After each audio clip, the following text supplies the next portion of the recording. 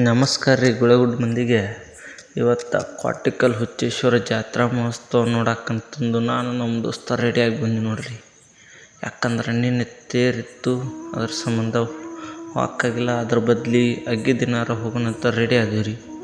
ಅಗ್ಗಿ ಎದಕ್ಕೆ ಹಾರ್ತಾರಂತಂದ್ರೆ ಈ ಮನುಷ್ಯನ ಬಯಕೆಗಳನ್ನು ಪೂರೈಸ್ಕೊಳ್ಳೋದಕ್ಕಾಗಿ ದೇವರಲ್ಲಿ ಮೊರೆ ಇಡ್ತಾರೆ. ಅದ್ರ ಸಂಬಂಧ ಅಗ್ಗಿ ಹಾರಿದ್ರೆ ನಮ್ಮ ಬಯಕೆಗಳು ಪೂರೈಸ್ತಾವಂತಂದು ಹೇಳ್ತಾರೆ ನೋಡ್ರಿ.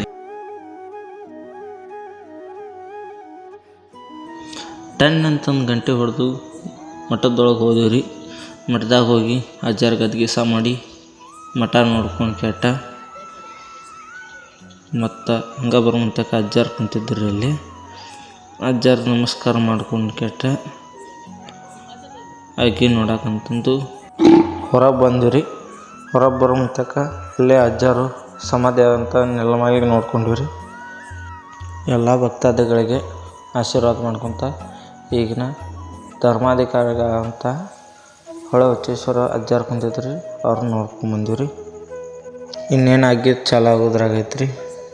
ಅಗ್ಗಿ ಚಾಲು ಮಾಡೋಕ್ಕಂತ ಎಲ್ಲ ಭಕ್ತಾದಿಗಳು ಸೇರಿಕೊಂಡು ಹೊಳೆ ಹುಚ್ಚೇಶ್ವರ ಅಜ್ಜರಿಗೆ ಆಹ್ವಾನ ಕೊಟ್ಟು ಅವ್ರನ್ನ ಕರ್ಕೊಂಡು ಹೊಂಟ್ರಿ. ಈಗ ಅಗ್ಗಿ ಸ್ಟಾರ್ಟ್ ಆಗೈತೆ ರೀ. ನೋಡ್ಬೋದು ಅಂಥ ದೊಡ್ಡ ಭಕ್ತ ಸಮೂಹ ಐತ್ರಿ.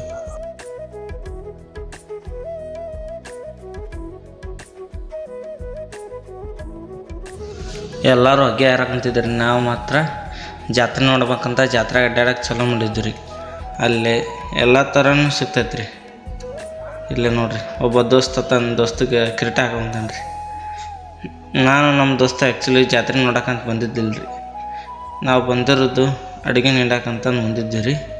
ಇಲ್ಲಿ ನೋಡಿರಿ ಎಂಥ ದೊಡ್ಡ ದೊಡ್ಡ ಬೋಗನ್ ಇದಾವೆ ನೋಡಿರಿ. ಅನ್ನದಾನವೇ ಮಹಾದಾನ ಅಂತಂದು ಸಾರುತ್ತಿರುವ ನಮ್ಮ ಮಠ ಮಂದಿರಗಳಿಗೆ ಒಂದು ದೊಡ್ಡ ಸಲಾಮ್ ರೀ. ಇವತ್ತು ನಾಟಕ ಐತೆ ರೀ. ಅದ್ರ ಸಂಬಂಧ ಎಲ್ಲ ಸ್ಟೇಜ್ ಜೊತೆ ಆಕಾಶನ್ ಕಿಚ್ಚಾಗಿತ್ತು ನೋಡ್ರಿ. ನಾನು ನಮ್ಮ ದೋಸ್ತ್ ಕೂಡಿಸಿ ಒಂದು ರೀಲ್ಸ್ ಮಾಡಿದ್ದೆ ರೀ. ಈಗ ಟ್ರೆಂಡಿಂಗ್ ಆಗಿರೋದು ಅದನ್ನು ನಮಗೆ ಒಂಥರ ಅನ್ನಿಸ್ತು ರೀ. ಆಮೇಲೆ ತೇರು ನಮಸ್ಕಾರ ಮಾಡ್ಕೊಂಡು ಕೆಟ್ಟ ಅವು ಹುಡುಗರು ಆಡೋವಂಥವು ನಾವು ಹೋಗಿ ಕೇಳಿದ್ವು ಅಂದ್ರೆ ಆಡಿಸ್ತಾರ ಅಂತಂದು ಕೇಳಕ್ಕೆ ಹೋದ್ವಿ ರೀ. ಆದ್ರೆ ಅವ ಬಿಡಂಗಿಲ್ಲ ಅಂತಂದು ಹೇಳಕ್ಕಂತಾರ ನೋಡ್ರಿ. ನಮ್ಮ ದೋಸ್ತ ಕೇಳಂತಾನ ರೀ. ನೋಡಿರಿ ಇವೆಲ್ಲ ಲೈಟ್ ರೀ, ಮಸ್ತ್ ಅದ ನೋಡಿರಿ. ಯಾರು ಬೇಕು ತೋರಿ ಜಾತ್ರೆ ಬಂದು. ಆಮೇಲೆ ಎಲ್ಲ ಜಾತ್ರೆ ನೋಡ್ಕೊತ ಏನೋ ತಿನ್ಬೇಕು ಅನ್ನಿಸ್ತು. ಅದ್ರ ಸಂಬಂಧ ನಾನು ನಮ್ಮ ದೋಸ್ತ ಹೋಗಿ ಕೆಟ್ಟ ಕಲ್ಲಂಗಡಿಯನ್ನು ತೊಗೊಂಡಿವಿ ರೀ. ಕಲ್ಲಂಗಡಿಯನ್ನು ತೊಗೊಂಡು ಕೆಟ್ಟ ಇದು ನಮ್ಮ ದೋಸ್ತ ನಾ ಕಲ್ಲಂಗಡಿ ತಿನ್ನಕತ್ತೀನಿ. ಕ್ವಾಟಿಕಲ್ ಜಾತ್ರೆ ಬಂದು ಒಟ್ಟ ಬಿಡಂಗೆ ನೋಡ್ರಿ ಅವತ್ತು ತಿನ್ನೋದು. ಅಲ್ಲಿದ್ರೆ ಪ್ರಸಾದ ಸ್ವೀಕಾರ ಮಾಡ್ಕೆಟ ಯಾರು ಈ ಥರ ಪ್ರಸಾದ ಯಾರೂ ವೇಸ್ಟ್ ಮಾಡಬೇಡ್ರಿ.